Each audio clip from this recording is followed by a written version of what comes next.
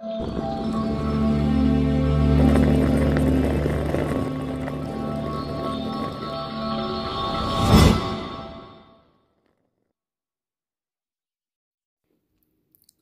عليكم ورحمة الله وبركاته. ردفتو تفقم جمتو تفنان وروتوب أرانتنا ونينا نسنيك وديدي عدهوني لكودا لكو أكمتك كحالة بريدان أجنو نسنيك وديدي عده أما duraan durseega qacoollee dhiinee akka isiin coraa kana irraan baasu qacoollettiin dhiqa mee hanqaan dhiquun afaana turaa akkanatti eegaan dhiqeen booda xuuxxoo itti godhee waa hunda itti godheetiin akkana dhiqee haala kana fakkaatti hunoo xuuxxoodhaan inni si dhiqee soogidda xuuxxoo eegaan akkana dhiqeen booda qacoollettiin isii dhiqee jechuudha. Maaliif waan hin coraa kana irraan baasneef jecha qacoolletti isiin dhiqamuu qabdi. Garaa keessaas qushaasha garaa keessaa irraa baasnee qacoolletti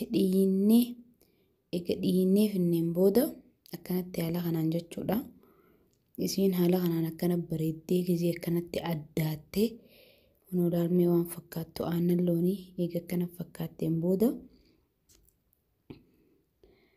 hunoo akkana fakkaatti dhiinee jirra coraa irraan baasnee coraa isii kana maaliif waaniin itti waatti diddiibuu deemuuf jecha akkuma agartan kun ogaatuni xuuxxoodha. Abbaa takka adda muree xuuxxoo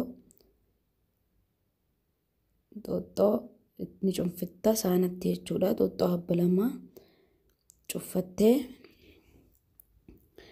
eega xuuxxoo cuffatteen booda ka agartan kuni kachabii kaan shaxxaadha. Kun shaxxaadha, kun barbareedha. Kun immoo hawaaja ni mi'eessa.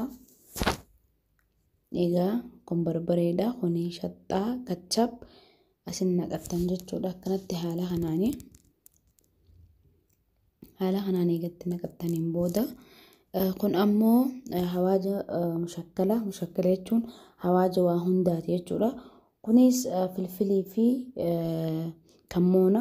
Kun immoo kaariidha. Egaa akkanatti kunuu fayyadamtan. Kaanis ammoo hirdiidha. Kunis zeeta wannoo kana cinaa takka immoo kubbaayyaa cinaatti naqattanii egaa akkanatti waliin laaqattan jechuudha. Egaa akkana waliin laaqxan maajii cinaa takka itti darbattan soogidda waa xiqqashootti gootanii kun maajiidha. Cinaa takka itti darbattanii egaa akkanatti waliin laaqxaniin booda jechuudha. Maal goone jechuudha ammaan tana fuunee kun akkana fakkaata haala kanaan jechuudha. Haala kanaan akkana bareedee jira maashaallah. Egaa soogidda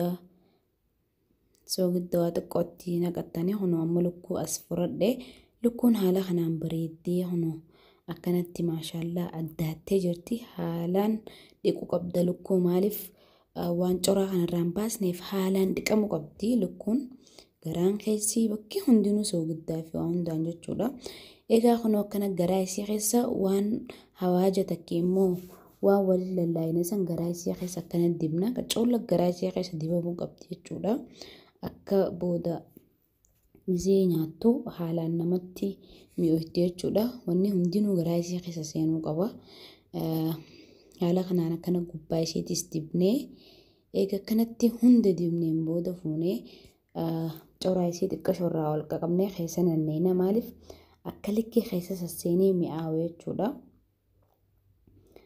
Likkitti gisee akkana keessa nanneettee lukkuun hedduu mi'ooyti. Wannichi walitti goone sanis hedduu mi'aawa. Isiinis maashaallah coraa isii kan akkana keessa nanneettee coraa irraan baastu. Coraa irraa yoo baaste bareedaa miti siif hin bareeddu lukkuun jechuudha. Coraa asuma irraan baasne coruma jalaanti diddibdee akkanatti maashaallah. Haala kanaan eega akkanatti itti diddibneen booda maal goona? Egaa haala kanaan eega akkanatti diddibneen booda kun akkana fakkaatti ni u'urree jechuudha. Ablee takka immoo matakkaan u'urra kanatti akka wanni hundinuu isii keessa sasseenee likkitti keessa sasseentee keessi isii akka hin bushoofne xiqqoo akkana diddirree egaa kana diddirreen booda egaa kunoo egaa kana diddirreen booda maal goona kuni qastiira takki immoo alaminiyoo jaanisa qastiira kana saanaa irratti akkanatti afattee jechuudha. Akkanatti egaa afatteen booda haala kanaan maal goona lukkuu finnee as gubbaarra keenya jechuudha. Lukkuun kun bifa kanaan akkanatti dibamtee jirti. Hin mummuru lukkuun tun akkanumatti qastiira kana keessa mareetiin jechuudha.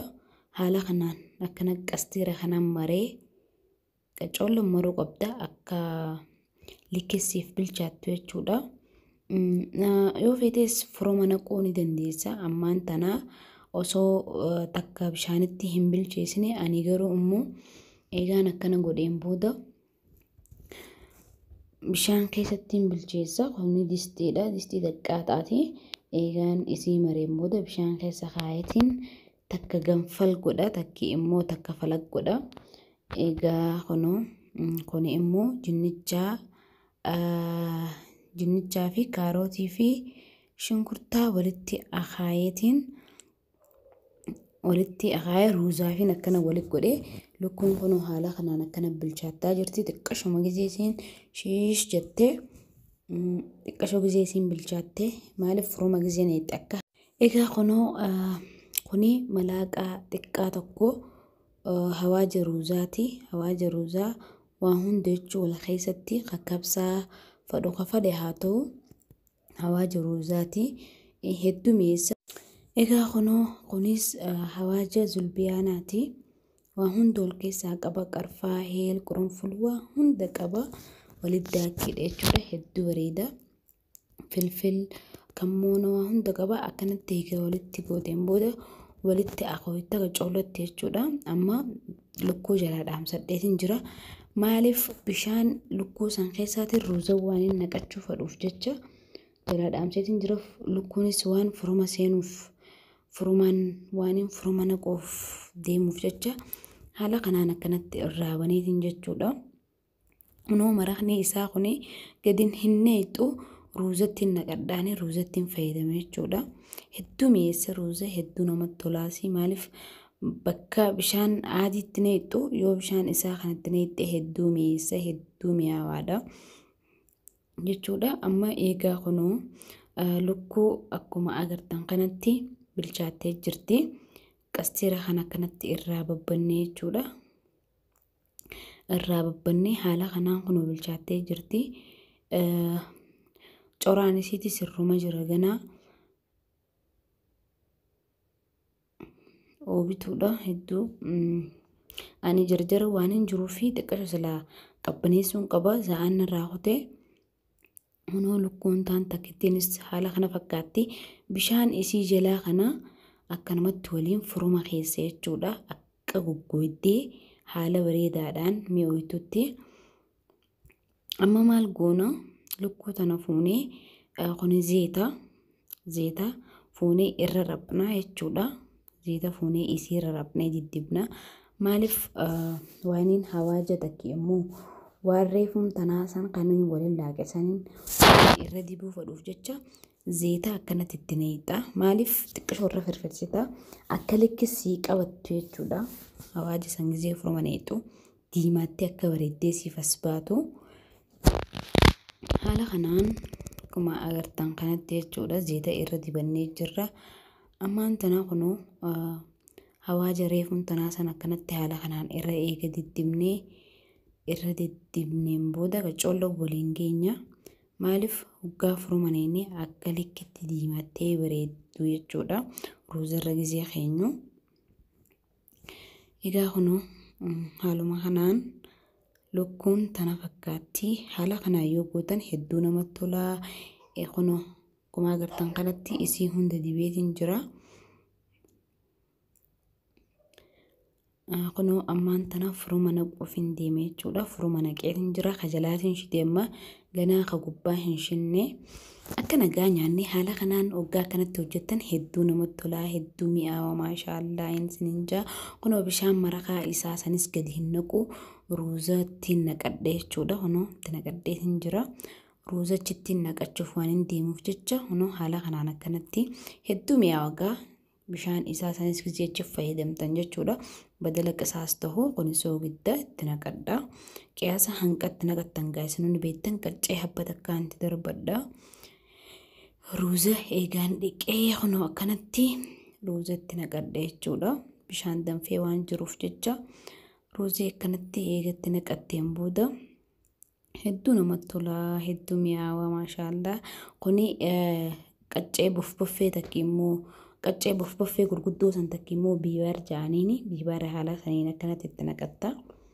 Kunuugaa inni kana fakkaata ruuzni maashaallah kunoo bilchaate irraa naqeetiin jira hedduu mi'aawaa maashaallah. Mi'aadhaan gaa'isiin fixeetiin jira.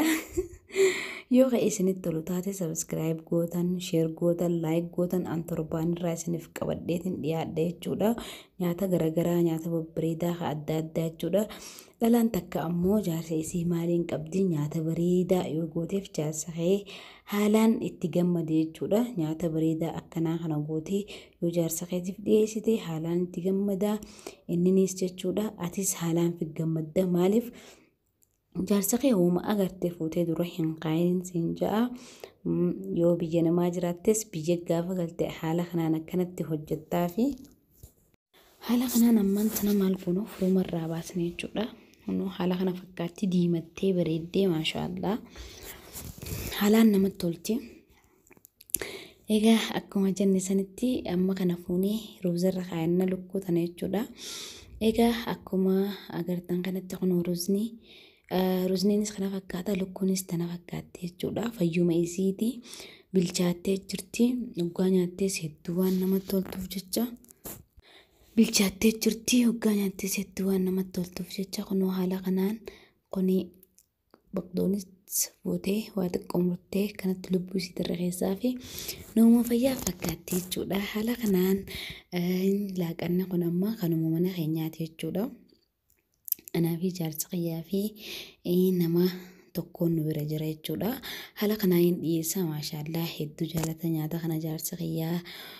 Hedduu dasnu ja'a maashaallah jaarsa keessaniif yoo akkana akka gootan taate wallaahi jaarsa keessan deemee dhalaa isin irratti hin laalu deebii ammaasis mush nyaataaf jecha osoo hin taane dhiira maaliin qaban nyaata bareedaa mana keessatti jechuudha. Nyaata bareedaa akkanaa gizee gooteef haala mala inni fadhu yoo ati mana keessa akkasirra hoytu taate haala kanaan akkanatti dhiyeessiteef jechuudha. Kuni salaxaan cinacciree chipsis cinanniin godhee haala kana fakkaata yoo keessanitti tolu taate subscribe like share.